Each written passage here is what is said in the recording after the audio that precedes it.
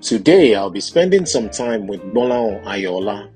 Glolahan is an award-winning painter and sculptor from Nigeria who has exhibited nationally as well as in the United Kingdom, the Netherlands, and the United States. He garners continuous inspiration through the study of human anthropology and the exploration of spirituality.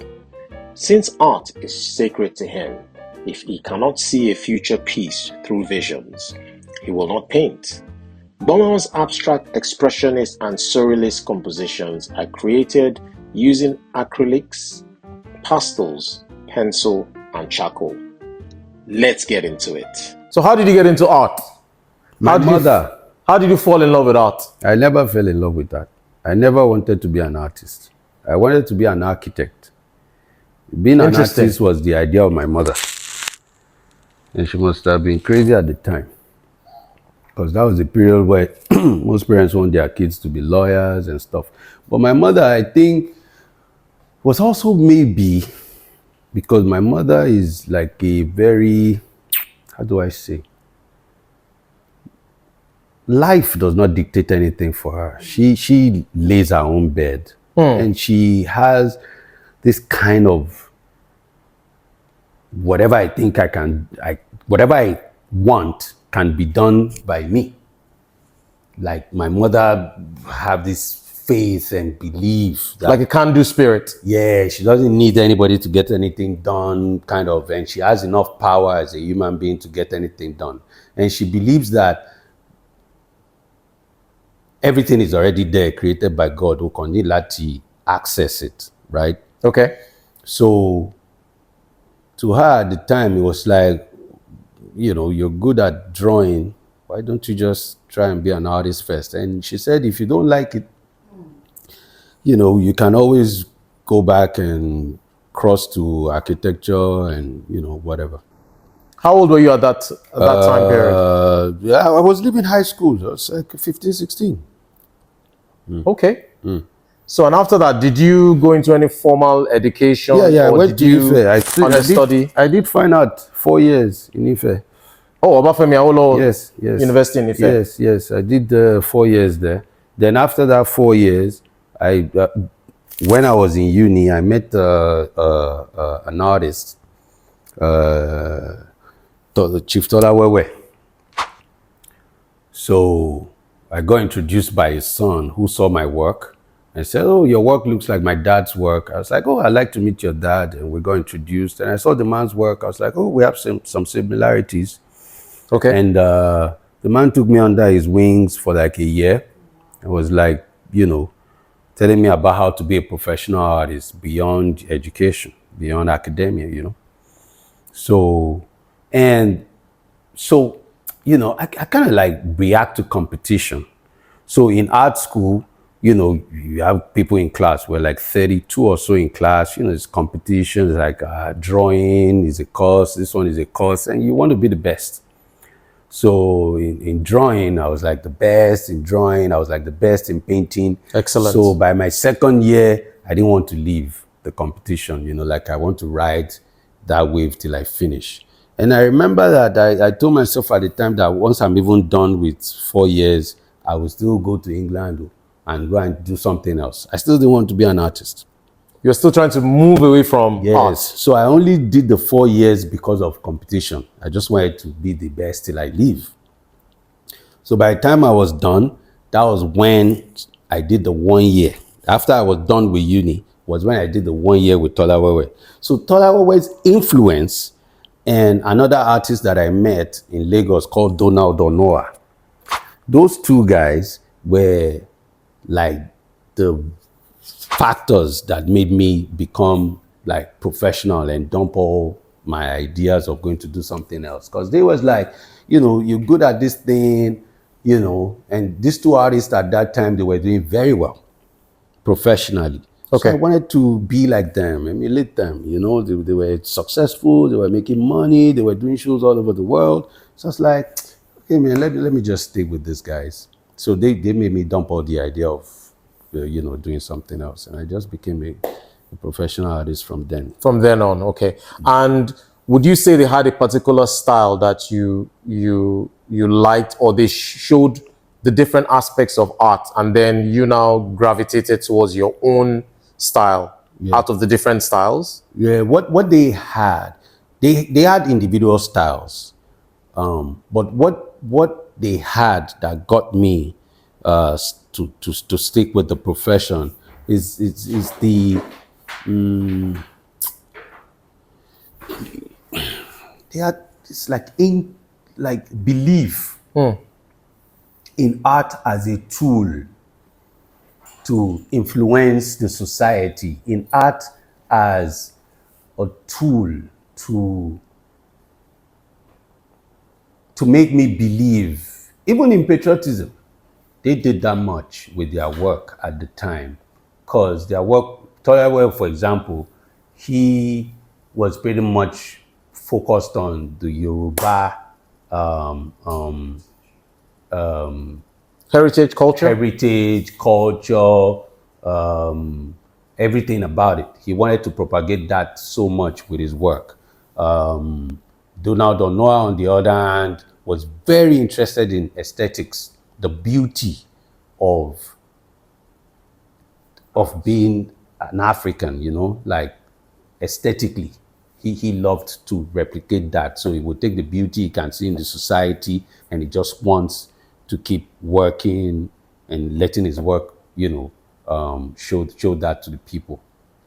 Oh, excellent. yeah. And what would you say were your obstacles, or shall I say challenges, along your journey? Because your journey has spanned and continues to span over 2 decades, and you've had a lot of impressive work nationally and internationally. Yeah. What would you say were your obstacles during that journey so far? And if you'd like to even add, what obstacles do you still face, and how? The obstacles at the time, I would say, it was more about institutions. So I like to read, because my mother made me grow up reading books. We had a big library growing up in the house. So as a young guy or young artist, you already read books about European institutions. So you're talking about museums, all those type of things. But we didn't have that here. So we didn't even have that many galleries. If I remember, I think that time, early 2000, like late 90s into early 2000s, I think maybe in this Lagos, Lagos is like the art capital of Nigeria, right? Maybe we had maybe 4 or 5 serious galleries at the time. So museums were not even in existence. So I could tell that we lacked those institutions. So if you want to know like serious stuff about global art history and stuff like that, you need to travel. You can't really get much here locally. So that was a big challenge, because as early as that time, I discovered that when they tell you a European artist is successful globally, or an American artist is successful globally, this American artist might not have left the US in his or her life. Was born in the US, went to uni in the US, career everything in US, exhibitions everything in US. But me in Nigeria, I know a lot about this artist, because I'm reading about this artist through their media, through books, through institutions, internet, everything.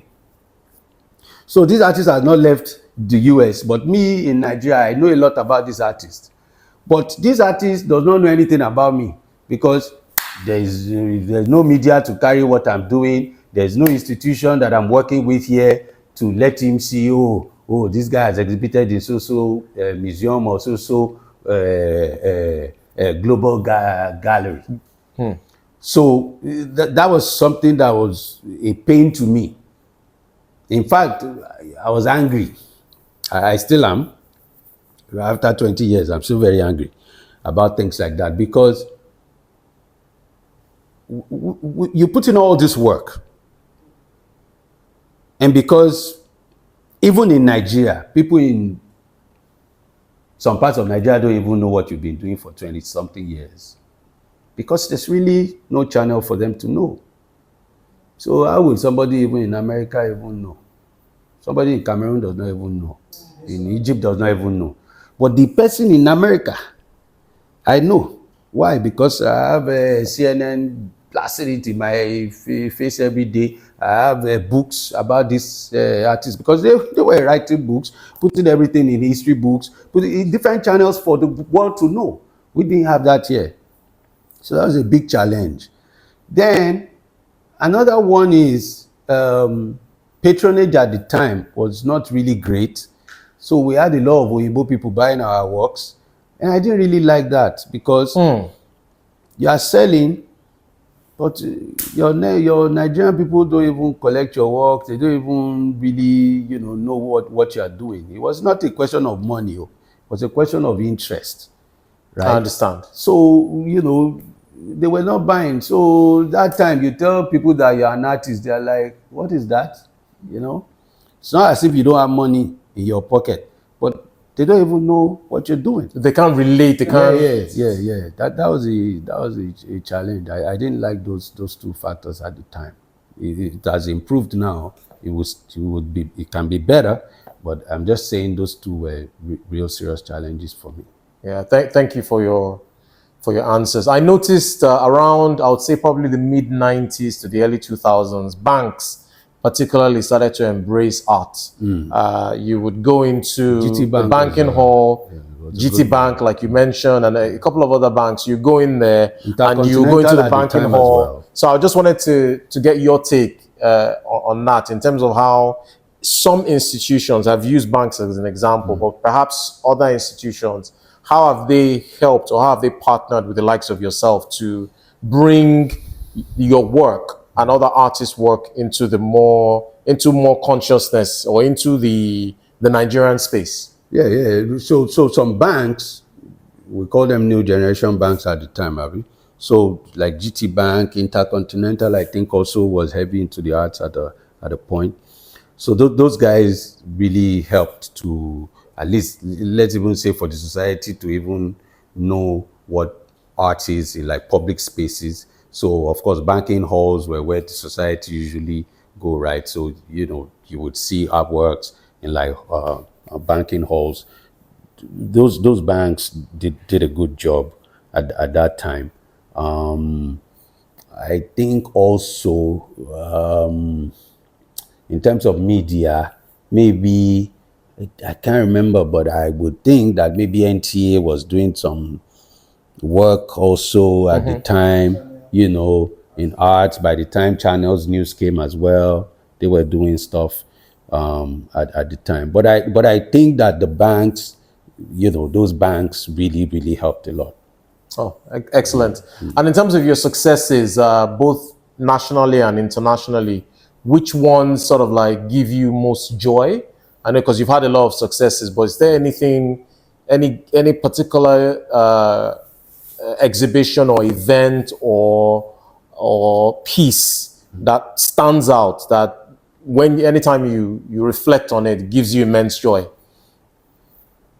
So this is like we're talking about pivotal moments in my career, like Precisely. shifted stuff for me professionally. 2007 was like the first one that was quite significant. The Greek embassy at the time, the Greek embassy in Nigeria, did a survey. They were marking something around the number 54. I think it was 54 years of something Greek cultural, whatever. And they did a survey in Nigeria of the fine artists that they consider as masters. And it was tagged 54 Nigerian art masters or something like that. And I was included in that list. Well done. Yeah, I can't even remember. I don't think I was 30 yet. I don't think I was 30 at the time. So that was kind of like, a big deal for me because, they put you on the same pedestal with like OGs, like, grandparents in art, like Bruce, Grillo, all these very big guys that I used to read about in books. So it was a pivotal moment for me. It made me feel like, okay, there's something here, for me. Also, African Artists Foundation did the first art competition in Nigeria in 2008, I think. I was also a winner of that prize at the time. Then Spanish embassy, they also did some competition in Nigeria, like art competition. I was also a prize winner in that one. So those period, I think all of them even happened like before 2010.